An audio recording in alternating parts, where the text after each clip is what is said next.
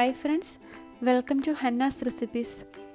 ഇന്ന് ഞാൻ പിടിയും കോഴിയാണ് ഉണ്ടാക്കാൻ പോകുന്നത്. ആദ്യമായിട്ട് പിടിക്ക് വേണ്ടിയുള്ള മാവൊന്ന് വാട്ടിയെടുക്കണം. അതിനുവേണ്ടി ഞാനിവിടെ വെള്ളം തിളയ്ക്കാൻ വേണ്ടി വെച്ചിട്ടുണ്ട്. ഞാനിപ്പോൾ ഒരു 3 ഗ്ലാസ് വെള്ളമാണ് ഇതിൽ ഒഴിച്ചിരിക്കുന്നത്. ഞാൻ 2 ഗ്ലാസ് പൊടിക്കുള്ള പിടിയാണ് ഉണ്ടാക്കുന്നത്. 1 ഗ്ലാസ് പൊടിക്ക് 1.5 ഗ്ലാസ് എന്ന കണക്കിലാണ് ഞാൻ വെള്ളം എടുത്തിരിക്കുന്നത്. ഈ വെള്ളം നന്നായിട്ടൊന്ന് തിളച്ച് വരണം. ഇനി ഇതിലോട്ട് ആവശ്യത്തിന് ഉപ്പൊന്ന് ചേർത്ത് കൊടുക്കാം.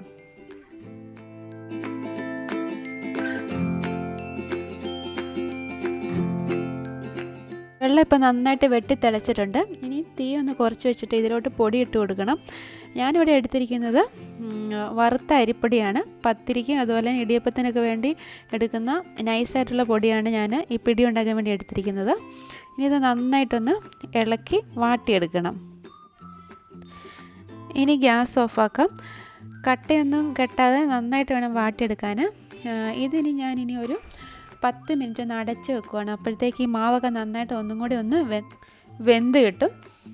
ആ സമയത്ത് ഇതിലോട്ട് ചേർക്കാൻ വേണ്ടിയുള്ള കുറച്ച് തേങ്ങ ഒന്ന് ചതച്ചെടുക്കണം. അതിനുവേണ്ടി ഞാനിവിടെ ഒരു 1/2 കപ്പ് ചിരകിയ തേങ്ങ എടുത്തിട്ടുണ്ട്. പിന്നെ കുറച്ച് ചുവന്നുള്ളി, അതുപോലെ തന്നെ ഒരു ഇച്ചിരി വെളുത്തുള്ളി എടുത്തിട്ടുണ്ട്. പിന്നെ ഒരു 1 ടീസ്പൂൺ ചെറിയ ജീരകം കൂടെ ഇതിൽ ചേർക്കുന്നുണ്ട്. ഇതൊന്ന് തരിതരപ്പായിട്ടൊന്ന് ചതച്ചെടുക്കണം.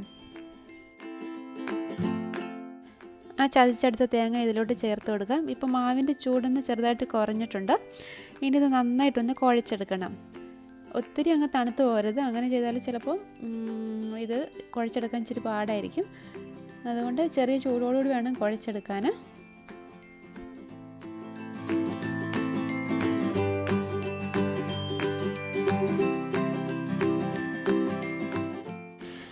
ഞാനിപ്പോൾ ഇത് നന്നായിട്ട് കുഴച്ചെടുത്ത് വെച്ചിട്ടുണ്ട്. ഇനി ചെറിയ ചെറിയ പിടികൾ ഉണ്ടാക്കിയെടുക്കുക. ഞാൻ ഈ വലിപ്പത്തിലുള്ള പിടികളാണ് ഉണ്ടാക്കുന്നത്. എത്രയും ചെറിയ പിടികൾ ഉണ്ടാക്കാൻ പറ്റുന്നു അതായിരിക്കും നല്ലത്.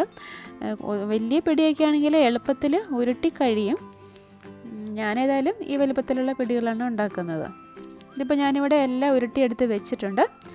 ഇനി ഇതൊന്ന് വേവിച്ചെടുക്കണം. അതിനുവേണ്ടി ഞാനിവിടെ തേങ്ങാപ്പാൽ എടുത്ത് വെച്ചിട്ടുണ്ട്. ഞാനൊരു 3 ഗ്ലാസ് തേങ്ങാപ്പാലാണ് ഈ പാത്രത്തിലേക്ക് ഒഴിച്ചിരിക്കുന്നത്. ഇത് 2ാം പാലാണ്.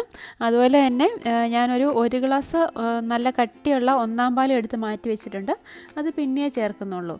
പിന്നെ ഞാൻ ഈ തേങ്ങാപ്പാലിലോട്ട് ഒരു 1/4 ടീസ്പൂൺ മഞ്ഞൾപ്പൊടി ചേർക്കുന്നുണ്ട്. അതുപോലെ തന്നെ ഉപ്പും ചേർത്ത് കൊടുക്കണം. പിന്നെ ഇതിൽ മഞ്ഞൾപ്പൊടി ചേർക്കുന്നതുകൊണ്ട് ഈ പിടിയുടെ കളറ് ചെറുതായിട്ടൊന്ന് മാറും. വെളുത്ത പിടിയാണ് ഇഷ്ടമെങ്കിൽ മഞ്ഞൾപ്പൊടി ചേർക്കേണ്ട ആവശ്യമില്ല. ഇനി ഉപ്പ് ചേർത്ത് കൊടുക്കാം. അത് കഴിഞ്ഞ് ഒരു 1/4 ടീസ്പൂൺ മഞ്ഞൾപ്പൊടിയും കൂടി ചേർത്ത് കൊടുക്കാം. ഇതിനി നന്നായിട്ടൊന്ന് ഇളക്കി യോജിപ്പിക്കാം. എന്നിട്ട് ഇതൊന്ന് തിളച്ച് വരട്ടെ. അന്നേരത്തേക്കും ഇതിലോട്ട് ഉരുട്ടി വെച്ചിരിക്കുന്ന പിടികളിട്ട് ഒന്ന് വേവിച്ചെടുക്കണം.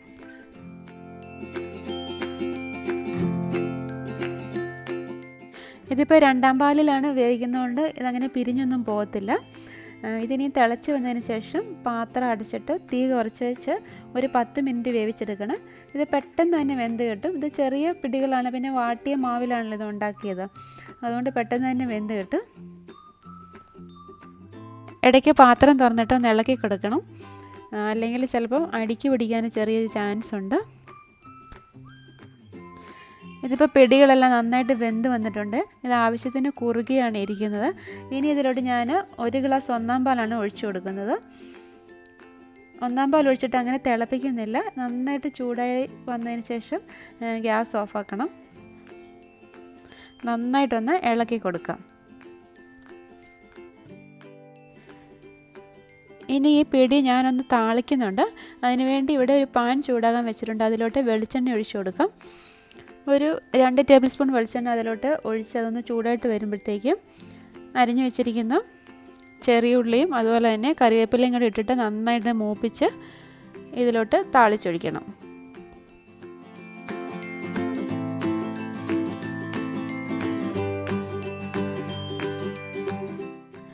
ആ താളിച്ച ചെറിയ ഉള്ളിയും കറിവേപ്പിലയും എല്ലാം ഇതിലോട്ട് ഇനിയും ചേർത്ത് കൊടുക്കുക. എന്നിട്ട് നന്നായിട്ടൊന്ന് ഇളക്കി യോജിപ്പിക്കണം.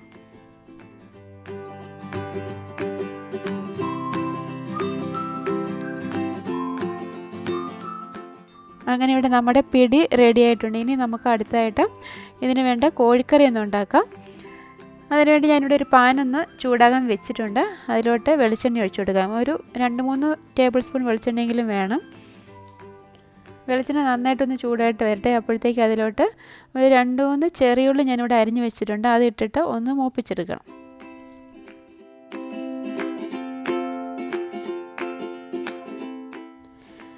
ചെറിയുള്ളി ഇപ്പോൾ നന്നായിട്ട് മൂത്ത് വന്നിട്ടുണ്ട്. ഇതിലോട്ട് അരിഞ്ഞ് വെച്ചിരിക്കുന്ന സവാള ചേർത്ത് കൊടുക്കാം. ഞാനിവിടെ ഒരു 1 കിലോ ചിക്കനാണ് കറി വെക്കുന്നത്. അതുകൊണ്ട് ഞാനൊരു 3 വലിയ സവാള എടുത്തിട്ടുണ്ട്. ചെറുതാണെങ്കിൽ ഒരു 4 വരെ എടുക്കാം. ഇതിന് നന്നായിട്ടൊന്ന് വഴന്ന് വരണം.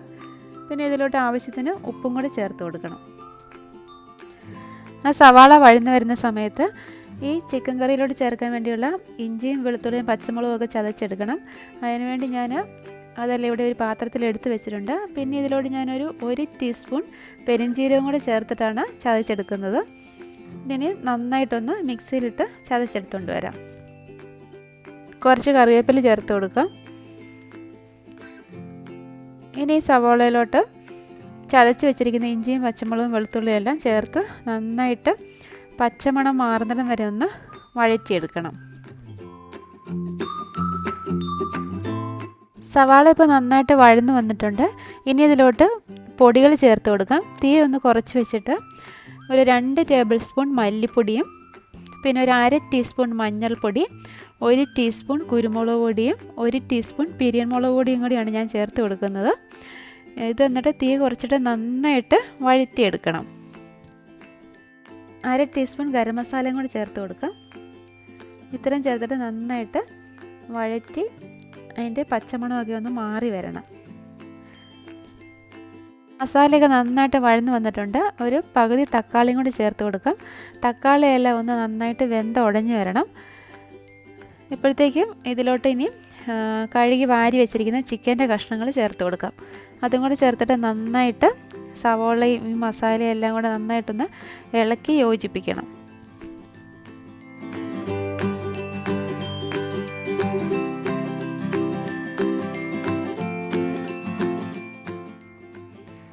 ഇനി ഇതിലോട്ടൊരു 1 കപ്പ് നല്ല ചൂട് വെള്ളം കൂടെ ഒഴിച്ചു കൊടുക്കാം. എന്നിട്ട് നന്നായിട്ട് മിക്സ് ചെയ്യാം. ഇതിനി പാത്രം അടച്ചിട്ട് ഒന്ന് വേവിച്ചെടുക്കണം. ഒന്ന് തിളച്ച് വരുമ്പോഴത്തേക്ക് തീ കുറച്ച് വെച്ചിട്ട് വേവിച്ചെടുക്കാം.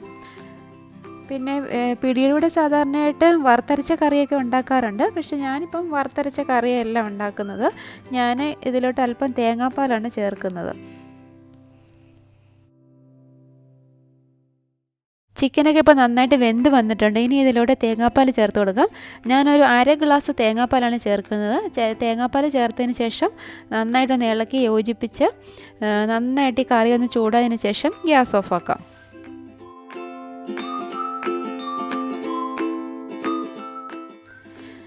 അങ്ങനെ ഇവിടെ പിടിയും അതുപോലെ തന്നെ കോഴിക്കറിയും റെഡി ആയിട്ടുണ്ട്.